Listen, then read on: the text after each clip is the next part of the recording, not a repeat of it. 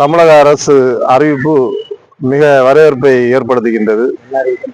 காரணம் என்னவென்று சொன்னால், தமிழ்நாடு முழுவதும் உள்ள 717 டாஸ்மாக் கடைகளை அகற்றப்படும் என்று தமிழக முதல்வர்கள் உத்தரவு போட்டிருக்கின்றார்.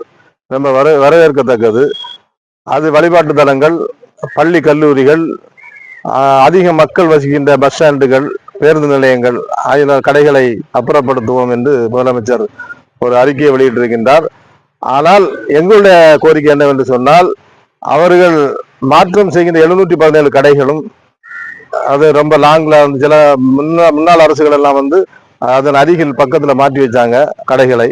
ஆனா அதே போல செய்யக்கூடாது. அந்த கடைகளை க்ளோஸ் பண்ண வேண்டும், அந்த கடைகளை மூட வேண்டும். இனிமே அந்த கடைகள் டாஸ்மாக் கடைகள் வரக்கூடாதுங்கிறது எங்களுடைய கோரிக்கை.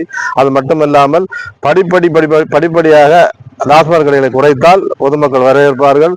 அதுபோல கன்னியாகுமரி மாவட்டத்தை பொறுத்த வரைக்கும் ஒரு 15க்கு மேற்பட்ட கடைகள் எல்லாம் வந்து எடுக்க சொல்லியிருக்கின்றார்கள்.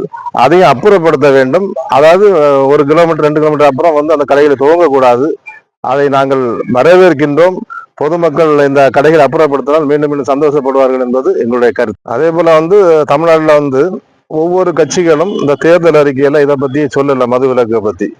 ஆனா மதுவிலக்கை பத்தி சொல்லாமலே இப்போது நம்ம